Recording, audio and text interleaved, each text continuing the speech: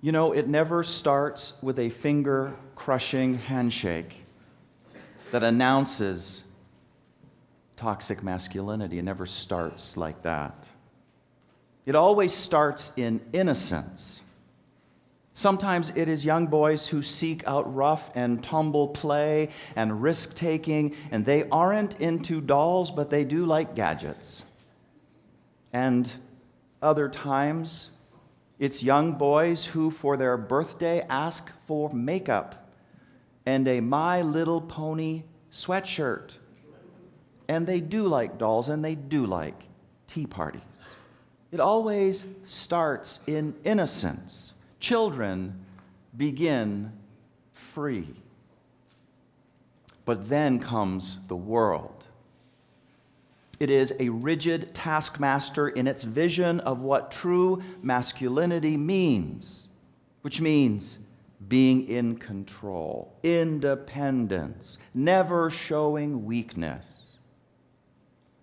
The poet Rumi says, "Very little grows on jagged rock. Be ground, be crumbled, so wildflowers will come up where you are. You have been stony for too many years. Try something different. Surrender." The world hears this and in its rigidity laughs. Surrender? Be crumbled? Wildflowers? You got to be kidding me. It does not matter that the world is changing around men. For example, that women are beginning to show up in places that once had been off limits, boardrooms, the military, the ministry, Congress. Culture shift is happening. Women are escaping the traps of toxic femininity, and may there be more of it. Many men, good. Come on, that's welcome in this space. I'm just saying, right? Many men, for their part, schooled in toxic masculinity, can feel confused by this or threatened by this. But even so, the old toxic view remains. Doesn't matter whether you are gay or straight. Gay or straight, boy children start in innocence, but the world makes sure that they learn the finger-crushing handshake. Since the 1950s, political messages have reinforced over and over again this toxic view. Amanda Hess, writing for the New York Times, reminds us that early in the Cold War, the threat of communism was cast not only as a red scare, but also as a pink scare. Do you remember that? At the same time, she continues, cultural critics warned of a sinister feminizing threat from within, the defanging of middle-class men in office buildings. In 1956, William White's The Organization Man denounced the soft-minded harmony of a corporate life that was predicated on togetherness. In the American political imagination, Republicans became men and Democrats became women. One group associated with the West and real masculinity, and the other with the East Coast and intellectualism and elitism, that with femininity. The New York Daily News called Adlai Stevenson, who was a Unitarian Universalist, Adlai Stevenson, fruity and also an egghead, dismissing his supporters as Harvard lace cuff liberals and lace panty diplomats. Today, when conservatives razz liberals for their markers of high-class cultural refinement, from John Kerry's windsurfing to Barack Obama's arugula salad, they may call them out of touch, but the subtext is that what they're really alienated from is their own masculinity. That's Amanda Hess. You know, the theory of trickle-down economics is a fantasy, but what's not fantasy is how the finger-crushing values of the larger social and political scene trickle down into our relationships. and into our parenting. Be a man, the entire world says to a boy. The message comes from fathers, mothers, teachers, peers, together with the TVs, movie, internet, on and on. Also from the only kinds of initiation rites that are generally available to men today, centering primarily around team sports, military life, gang life, prison.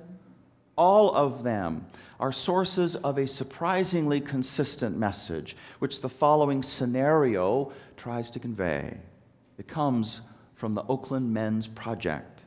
Here it is. I want you to imagine a 10-year-old boy in a chair at home watching TV. Dad walks through the door holding a piece of paper. Dad, turn off that set. Son, aw, Dad. Dad, turn it off. Now, this place is a mess. Why isn't it cleaned up? Son, I was going to do it after the show. Dad, excuses. You always have excuses.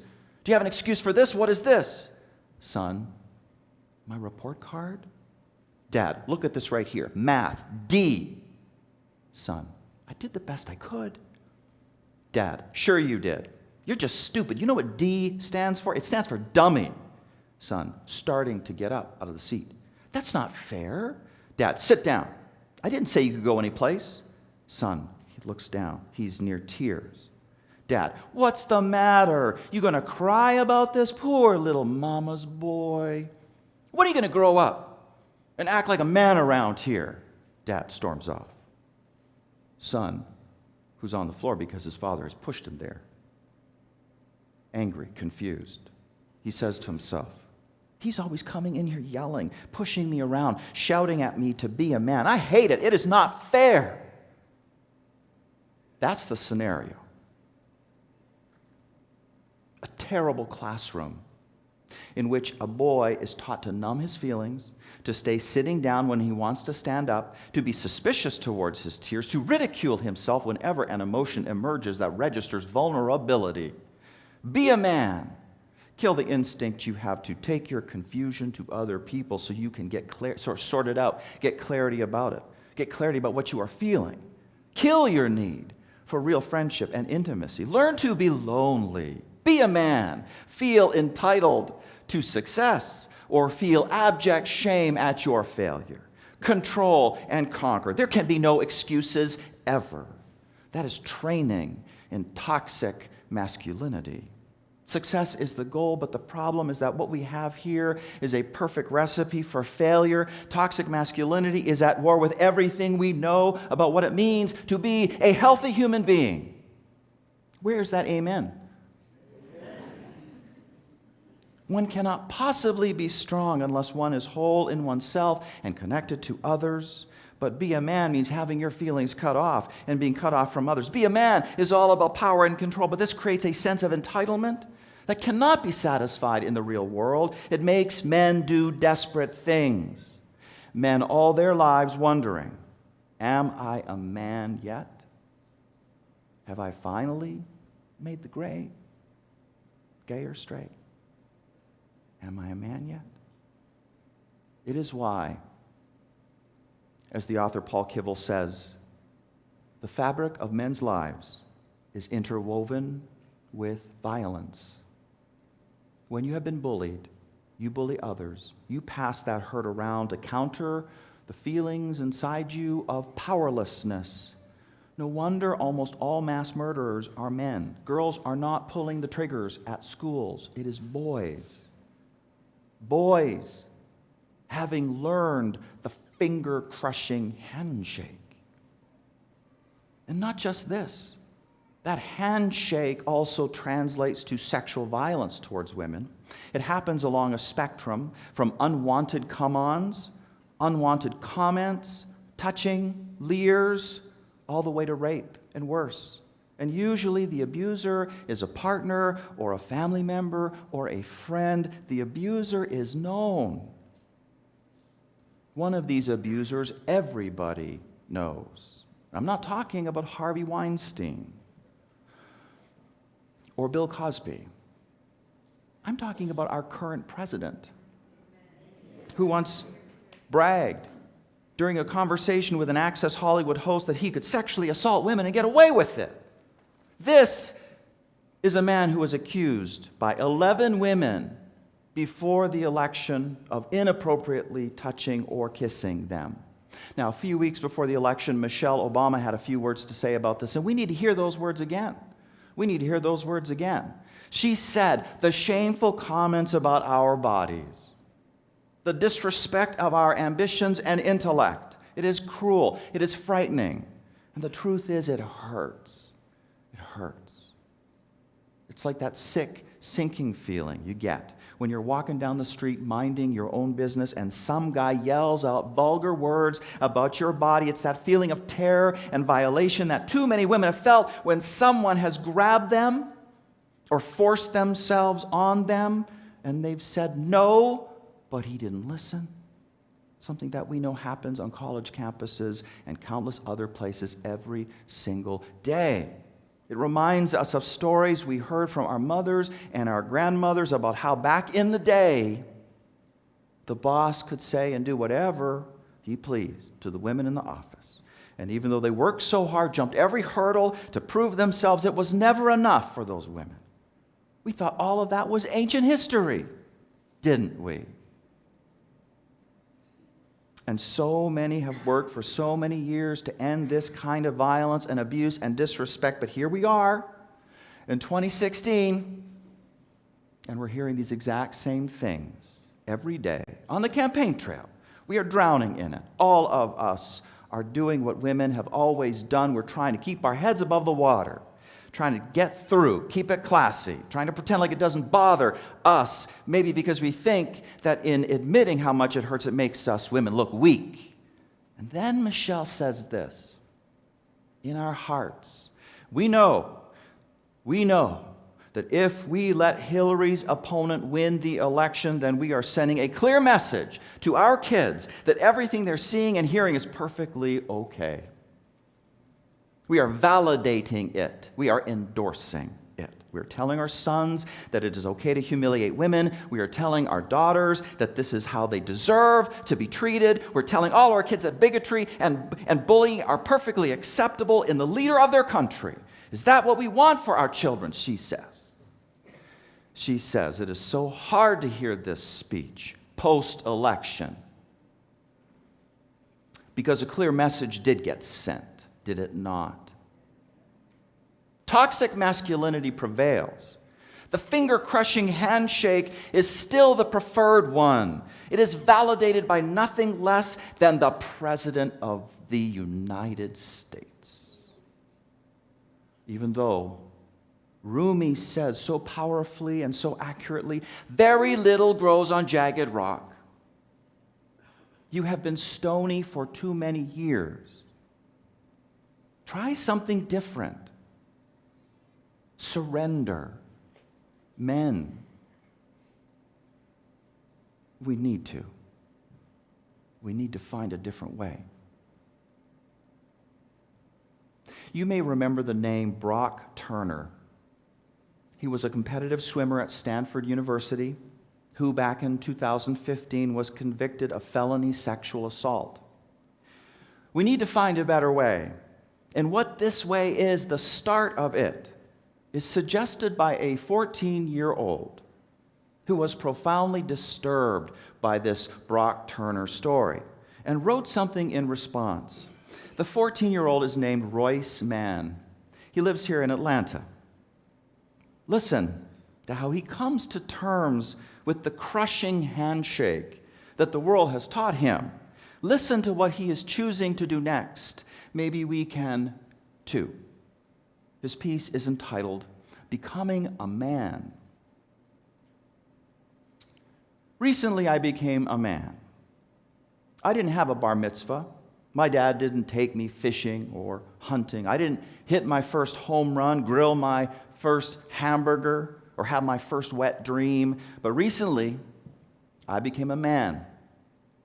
It happened the first time a woman avoided me on the sidewalk. I had just had baseball practice, and I was walking to meet my mom at a restaurant when the woman 10 feet in front of me glanced back. I knew she was looking at me, but I had no idea what she was seeing. The separation between us was undeniable, but the distance wasn't enough. She changed direction, crossing the street like Moses did the Red Sea, trying biblically to find freedom from me. Her footsteps taught me the danger of my own hands, taught me what it truly means to be a man, though I may never know what it means to fear one. You know, in that moment, I finally understood Peter Pan. You see, I wanted to stay a boy, not a... That is an impressive ringtone. Well, as I always say, God's listening, so it's great. I finally understood Peter Pan. I wanted to stay a boy, not become a man, because a man, as I now knew, was a mix between a father, a brother, and an attacker, mostly the latter. I wonder, the first time a woman avoided him on the street, Brock Turner, did Brock Turner feel the same way? I mean, we can't be that much alike. He was a star swimmer, and in that moment I was trying not to sink. But then again, you can't spell a rapist without an I. You know, there is something in the air in a locker room that makes me feel sick. Something about hanging with the guys that makes my throat constrict. And it's not the body odor. It is the toxic masculinity. It has a distinct smell, a little something like the high school junior who grabs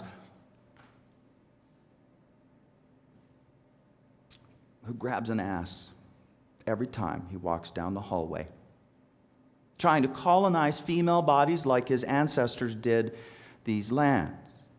He is fully aware of the power of these hands. It smells like emotions bottled up until they form bruises. It smells like a dugout, like guys inside talking about girls the same way they do baseballs, talking each other, telling each other to smash both. It smells like my baseball jersey used to, like punchlines to my old jokes. It smells like every time I didn't speak up. To the first woman who avoided me on the sidewalk, thank you. And sorry, I should have crossed instead. And I want you to know that the second time it happened, I did cross, and the third time as well. To my fellow boys, it is time that we cry. Cry for ourselves and what we have done. It is time that we question our own innocence, because Brock Turner wasn't born a rapist. When he was a kid, he played with girls on the playground. It wasn't until he grew older that he learned to treat girls like playgrounds. For every student, there are many teachers. We must confront our own complicity. Then, and only then, will we truly become men.